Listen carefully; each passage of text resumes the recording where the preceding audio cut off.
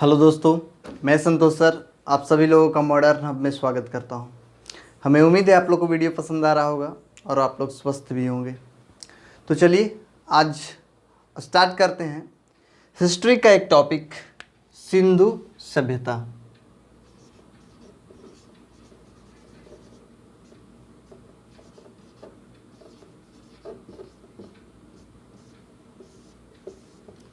प्राचीन भारत के इतिहास के चैप्टर से सबसे महत्वपूर्ण टॉपिकों में से एक टॉपिक है सिंधु घाटी सभ्यता।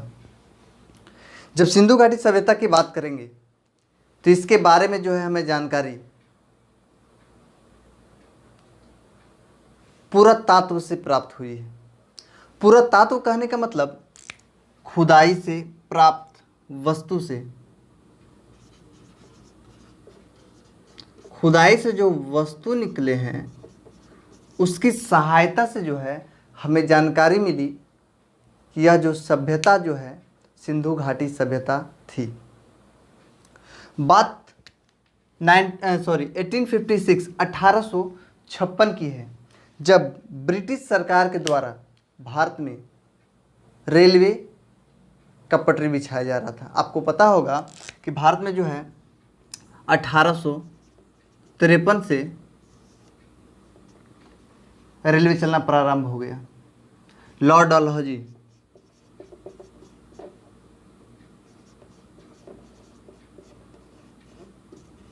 उस समय गवर्नर जनरल थे और इन्हीं के द्वारा जो है भारत में रेल की शुरुआत की गई।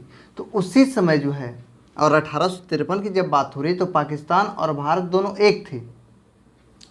तो भारत से जो है पाकिस्तान, यानी कहने का मतलब लाहौर टू कराची और भारतीय क्षेत्र में जो है कुछ जगहों पर रेल की शुरुआत हो चुकी थी। जैसे कि इसी समय जो है आपके यहाँ मुंबई से ठाणे तक जो है 34 किलोमीटर रेल चल चुकी थी। उसके पश्चात जो है लाहौर से कराची के बीच रेल की पटरी बिछानी थी। उसी समय उसी बीच जो है यहाँ खुदाई के क्रम में कुछ ईंट के साक्ष्य मिले, जिससे यह पता चला कि यह जो ईंट है बहुत पुराने हैं। और उसके पश्चात कुछ खुदाई किया गया और छोड़ दिया गया। तो 1800 जो है 56 में जो खुदाई हुई वह पूरी तरह से वहीं पर रुक गया, उसे दोबारा नहीं खोदा गया। बाद में 1921 में 1921 में जो है दयाराम साहनी 1921 में जो है दयाराम साहनी के द्वारा, दयाराम साहनी इनके द्वारा जो है खुदाई किया गया, जिससे एक नगर प्राप्त हुए। और वह जो नगर है सिंधु नदी किनारे स्थित थे। किस नदी किनारे? सिंधु नदी किनारे स्थित थे। तो सिंधु नदी किनारे स्थित होने के कारण इसे सिंधु घाटी सभ्यता भी कहा गया। वैसे सबसे पहली बार जो है 1921 में दयाराम साहनी ने हड़प्पा का खोज किया था। किसका खोज? हड़प्पा का खोज किया था। कब? 1921 में। इसी कारण से इसे सिंधु घाटी सभ्यता के साथ साथ हड़प्पा सभ्यता के नाम से भी जाना जाता है।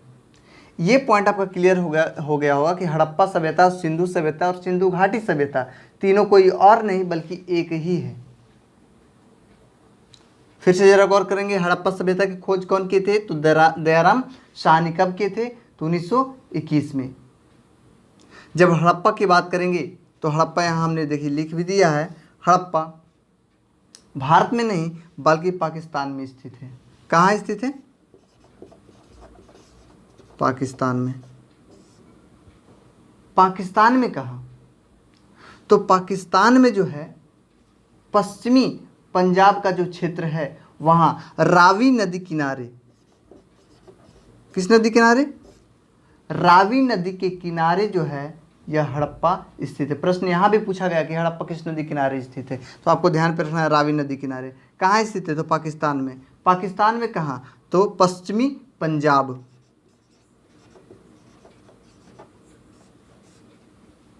अब पश्चिमी पंजाब में कहाँ? तो मोंटगोमरी जिला।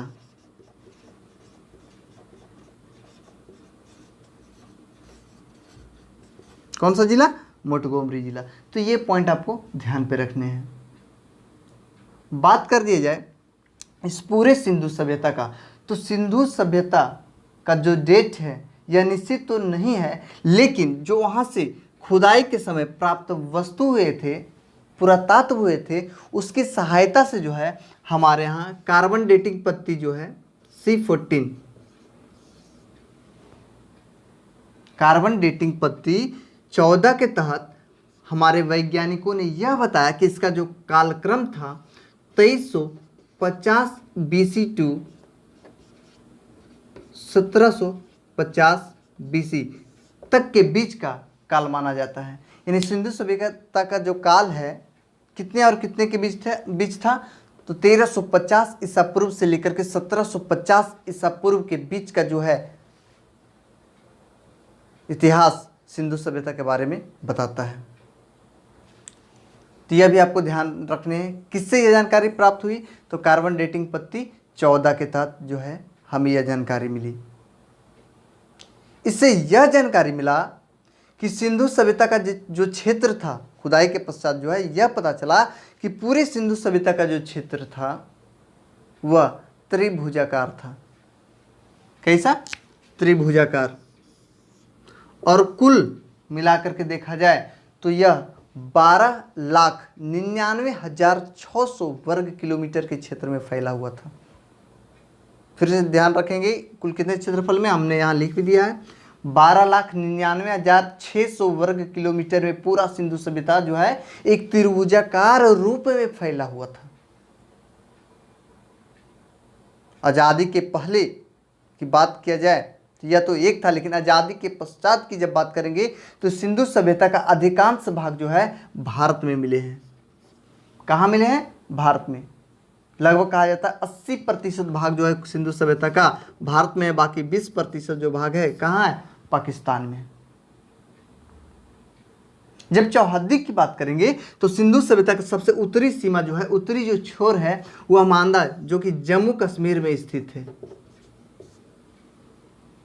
सिंधु सभ्यता का दक्षिणी भाग की बात करेंगे तो दैमाबाद महाराष्ट्र में स्थित है। बात करेंगे सिंधु सभ्यता पूर्व में कहां तक फैला हुआ था, तो उत्तर प्रदेश के आलमगीरपुर तक जो है यह पूरब में फैला हुआ था। और जब पश्चिम की बात करेंगे तो सुतकांगोडोर जो कि बलूचिस्तान में स्थित है वर्तमान के। तो यह जो है सिंधु सभ्यता का चौहद्दी था। उत्तर, दक्षिण, पूर्व और पश्चिम ये आप देख चुके हैं। तो ये चौहद्दी की बात हुई, इतने क्षेत्र में यह फैला हुआ था। आगे बात करेंगे तो इस पूरे क्षेत्र में सिंधु सभ्यता में 6 महानगरों की चर्चा की गई है। मात्र 6 महानगर। कौन कौन? उसमें एक मोहनजोदड़ो, दूसरा हड़प्पा, तीसरा धौलावीरा, चौथा कालीबंगा, पांचवा राखीगढ़ और छठा गनवारी वाला। शायद मैंने नहीं लिखा, मैं लिख देता हूँ।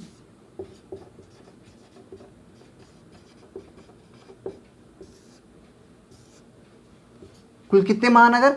6 महानगर की चर्चा की गई है पूरे सिंधु सभ्यता में। सिंधु सभ्यता के जो लोग थे वह पूरी तरह से उन्नत थे, एक विकसित सभ्यता था। यानी अगर आपसे पूछा जाए कि सिंधु सभ्यता का जो है कालक्रम के अनुसार वह सभ्यता कैसी थी, कृषकों की थी, गरीबों की थी या व्यापारिक की थी, तो आपका स्पष्ट आंसर होगा कि सिंधु सभ्यता के लोग व्यापार में जो है सबसे अधिक अपना योगदान दिए थे। इस कारण से सिंधु सभ्यता जो है एक नगरीय सभ्यता थी। कैसी सभ्यता थी? नगरीय सभ्यता थी। आगे की बात करें, फिर से आते हैं सिंधु सभ्यता। पूरे सिंधु सभ्यता की जब बात करते हैं तो इसमें सबसे जो बड़ा नगर था वह मोहनजोदड़ो था। पूरी सिंधु सभ्यता का सबसे बड़ा नगर मोहनजोदड़ो। मोहनजोदड़ो जो है एक शब्द मुआन जोदड़ो से बना है। जिसका शाब्दिक अर्थ होता है मृतकों का टीला। और यह जो है वर्तमान पाकिस्तान के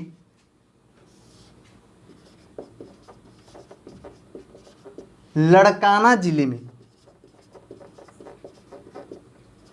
कौन सा जिला?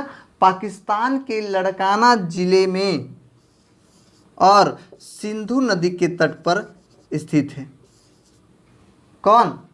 मोहनजोदड़ो। तो इस प्रकार से यह भी आपका क्लियर हो गया मोहनजोदड़ो। इसकी जो खोज है 1922 में राखल दास बनर्जी ने किया था।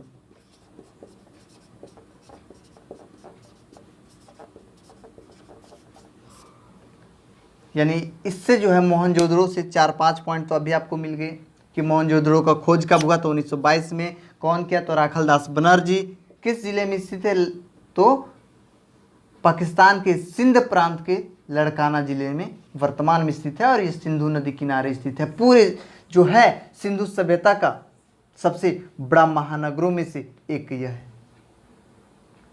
इतना ही नहीं, मोहनजोदड़ो की जब हम लोग बात करते हैं तो पूरे सिंधु सभ्यता का सबसे बड़ा महल अन्नागार था, जहाँ की अनाज के भंडार थे, अनाज रखे जाते थे, जिसकी लंबाई की बात करेंगे तो 45.71 मीटर और चौड़ाई की बात करेंगे तो 15.23 मीटर। यह किसका है? अन्नागार का। कहाँ स्थित है सबसे बड़ा अन्नागार पूरी सिंधु सभ्यता में? तो आपका आंसर होगा मोहनजोदड़ो। ये सब प्रश्न पूछा हुआ है। जब आप प्रीवियस क्वेश्चन को आप रिवाइज करेंगे, सेट प्रैक्टिस करेंगे, तो ये सब आपको मिलेगा। अन्नागार के बारे में चर्चा। अन्नागार ही नहीं, सिंधु सभ्यता की जो दूसरी सबसे बड़ी इमारत थी उसका नाम था स्नानागार, और यह भी कहीं और नहीं, मोहनजोदड़ो में ही स्थित था। और इसकी जब बात करेंगे तो इसकी लंबाई 11.88 मीटर, चौड़ाई 7.01 मीटर और गहराई 2.43 मीटर स्नानागार की गहराई थी। इतना ही नहीं, मोहनजोदड़ो से जो है एक कांस्य की बनी नर्तकी की मूर्ति मिली है। इससे यह साबित होता है कि जो सिंधु सभ्यता के लोग थे उस समय भी जो है वेश्यावृत्ति और साथ ही साथ जो है देह व्यापार चलता था।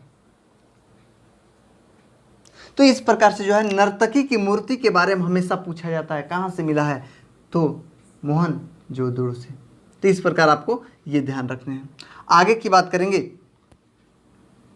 तो पूरे सिंधु सभ्यता में मात्र 2 बंदरगाह मिले हैं। पूरे सिंधु सभ्यता में बंदरगाह से यह साबित होता है कि उस समय जो है विदेशी व्यापार हुआ करता था, यानी कि पूरी तरह से डेवलप था।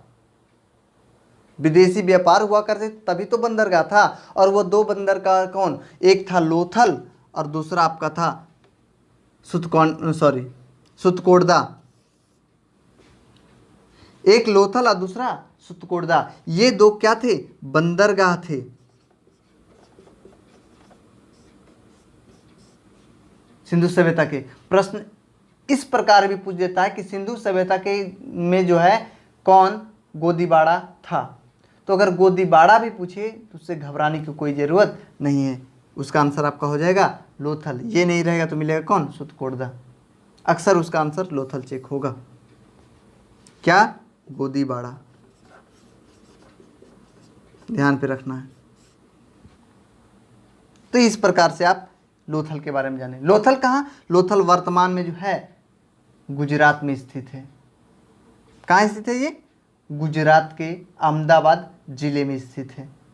साथ ही साथ बात करेंगे तो धौलावीरा भी जो है गुजरात के कच्छ जिले में स्थित है।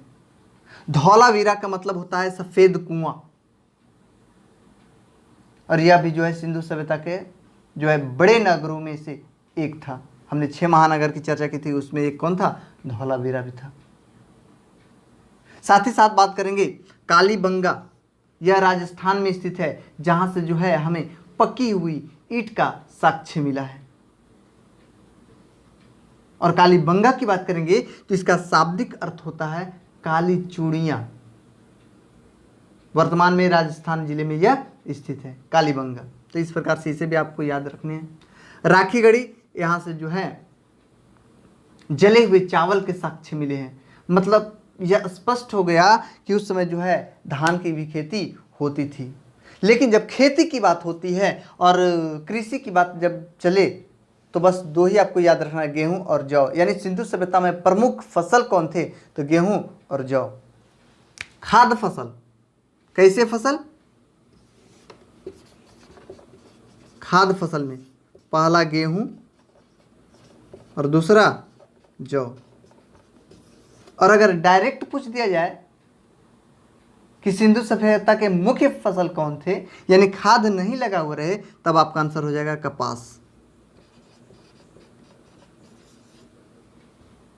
बिल्कुल कंफ्यूज नहीं होना है। जब खाद फसल लगा हुआ रहे तो ऑप्शन में गेहूं या तो जौ आपको मिलेगा। और डायरेक्ट रहे कि कौन सा फसल अधिक होता था तो आपका आंसर कपास होगा।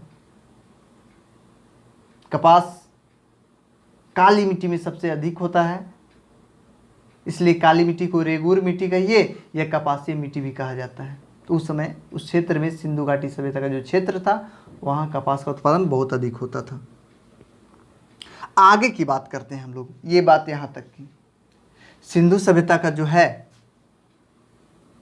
लोग पूजा पाठ में भी विश्वास रखते थे। उस समय भी पूजा पाठ हुआ करता था। उस समय माना जाता है कि सबसे अधिक सूर्य पूजा होता था। कारण यह है कि हमें लोथल से जो है स्वास्तिक का चित्र मिला है। साथ ही साथ लोथल के अलावा हड़प्पा से भी जो है हमारे यहाँ स्वास्तिक का चित्र मिला है। और स्वास्तिक जो है सूर्य को समर्पित है। इससे हमें ज्ञात होता है कि उस समय जो है सूर्य पूजा किया जाता था। सूर्य पूजा को तो छोड़िए, उस समय अर्धनारीश्वर का भी पूजा होता था।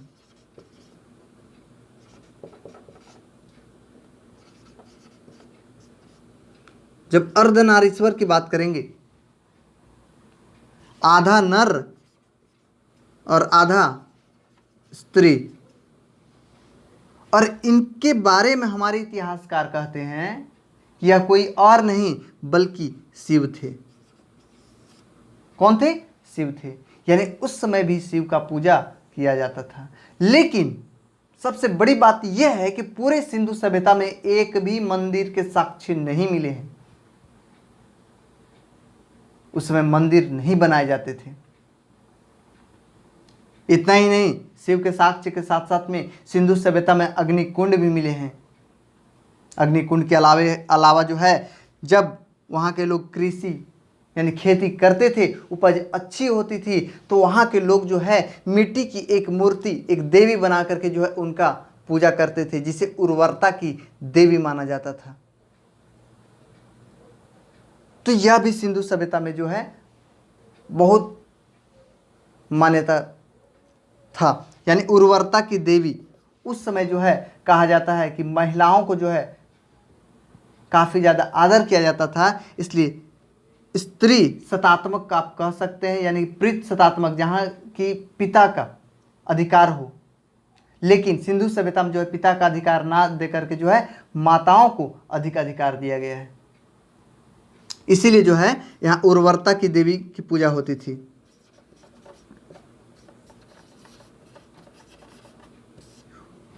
तो उर्वरता की देवी की भी पूजा हो गई, शिव की भी पूजा हो गई, और जो आज पूजा किया जाता है लिंग पूजा, योनि पूजा, वो सिंधु सभ्यता में भी होते थे।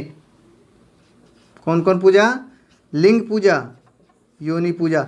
ये आज का नहीं बल्कि सिंधु सभ्यता के समय का भी साक्ष्य है कि उस समय भी ये सभी पूजा किए जाते थे और आज भी किए जा रहे हैं। उस समय भी जादू टोना हुआ करता था, ऐसा हमारे जो है इतिहासकारों ने बताया। तो इस प्रकार से जो है उस समय पूजा पाठ थे, लेकिन मंदिर बिल्कुल नहीं था। आगे की बात करेंगे तो उनका सामाजिक जीवन कैसा था।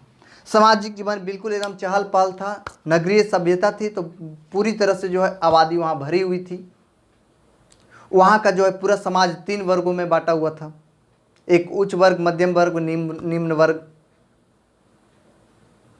बात करेंगे समाज के जो है लोग, तो वहाँ खेलने के लिए जो है अलग अलग तरह का खेल अपनाते थे, जैसे मछलियों को पकड़ना, शिकार करना, ये जो है उनका खेल था, मनोरंजन का साधन था।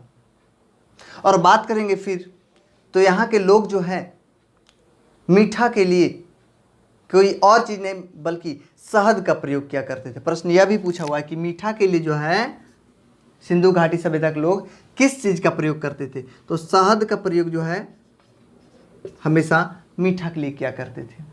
आगे की बात करेंगे तो यहाँ के लोग जो है माप तौल की इकाई भी अपनाए थे, मतलब कोई भी सामान बेचना है, खरीदना है, तो उसके लिए एक यूनिट थी, इकाई थी, जो 16 के अनुपात में चलती थी। कितने के अनुपात में? 16 के अनुपात में जो है खरीद बिक्री किया जाता था सामान। बात करेंगे तो सामाजिक जीवन के फिर, तो यहाँ के जो है मकान कच्ची ईंटों के बने हुए थे, लेकिन नालियां पक्की ईंटों से बने हुए थे, साथ ही साथ जिप्सम से उसकी जुड़ाई की गई थी। जो सबसे महत्वपूर्ण पॉइंट यह है कि यहाँ के लोग जो है सामाजिक जीवन के साथ साथ में अपने घर जो है ग्रिड पद्धति में बनाए हुए थे। ग्रिड पद्धति कहने का मतलब एक लाइन से एकदम देख रहे हैं इस प्रकार, जैसे हमने बनाया, ये सड़क, ये आपका घर, घर घर घर, ये सड़क तो ये घर, इस प्रकार बने हुए थे समान रूप से। तो प्रश्न यह भी आपसे पूछा जा सकता है कि सिंधु सभ्यता का जो नगर था या घर थे किस पद्धति पर थे, तो ग्रिड पद्धति पर आधारित थे। उसमें पॉइंट ये कि प्रत्येक घर में जो है कुआं होता था और प्रत्येक घर का जो दरवाजा है सड़कों की ओर ना खुल करके इसके पीछे खुलता था। कहाँ खुलता था? पीछे, सड़क के पीछे, फ्रंट में नहीं, उसके बैक साइड में जो है दरवाजा होता था। कारण ये था कि उस समय की जो सड़कें थी वह कच्ची थी, जिससे धूल कण जो है घर में ना प्रवेश कर जाए, इस कारण से जो है सड़क घर के हमेशा पीछे भाग में बनाया जाता था।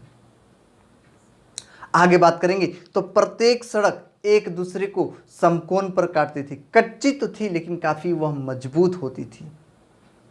तो ये बात आपको ध्यान पे रखना है, वहाँ का घर कैसा था।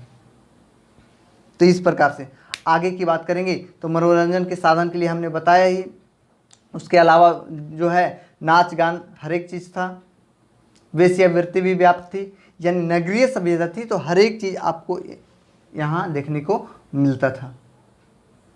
आगे बात करेंगे तो यहाँ की लिपि, मेरे भाई यहाँ की कोई लिपि आज तक पढ़ी ही नहीं गई,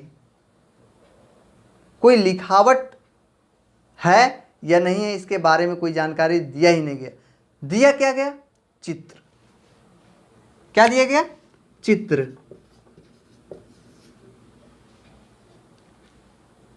यहां प्रत्येक वस्तु पर, जैसे अगर घड़ा बना तो घड़ा की जो है कलाई की जाती थी, रंगाई की जाती थी, रंगाई के बाद उस पर पेंटिंग होता था। तो पेंटिंग होता था तो मछली का चित्र या किसी और का चित्र जो है, गरुड़ का चित्र, इस तरह से जो है चित्र बनाया जाता था। और उस चित्र से जो है लोग समझते थे कि आखिर यह जो है चित्र क्या कहना चाह रहा है, चित्र के भाव को समझते थे। इसलिए सिंधु सभ्यता की लिपि को हम लोग भाव चित्रात्मक लिपि कहते हैं।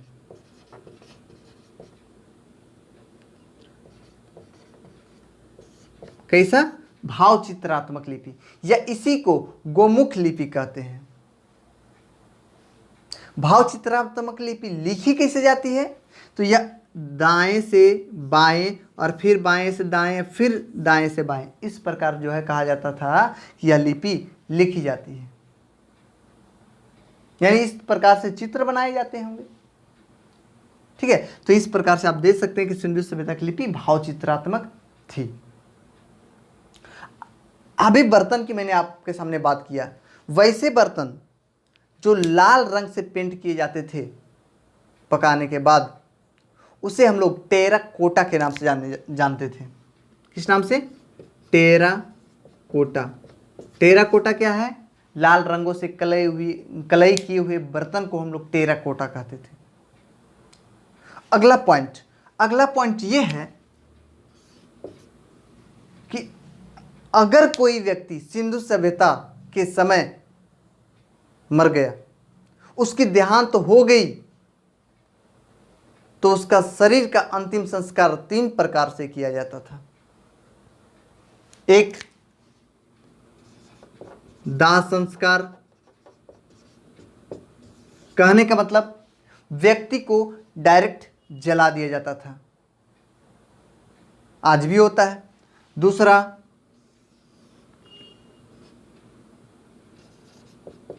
आंशिक शवदहन। आंशिक शवदहन में 2 प्रकार थे। अगर कोई व्यक्ति मर गया तो पहले उसे पेड़ों के ऊपर टांग दिया जाता था, उसे चील कौवा खा लिया, उसके बाद जो अवशिष्ट पदार्थ बचते थे उसे जो है दफन कर दिया जाता था, या तो उसे जला दिया जाता था। तो इस प्रक्रिया को आंशिक शवदहन कहते हैं। और जो तीसरी प्रक्रिया थी वह दफनाने की प्रक्रिया थी। यानी कोई व्यक्ति मर गया तो उसे डायरेक्ट मिट्टी में दफन कर दिया जाता था। नहीं, तो इस 3 प्रकार से जो है उस समय शरीर का अंतिम संस्कार किया जाता था। और भी बहुत सारी बातें हैं।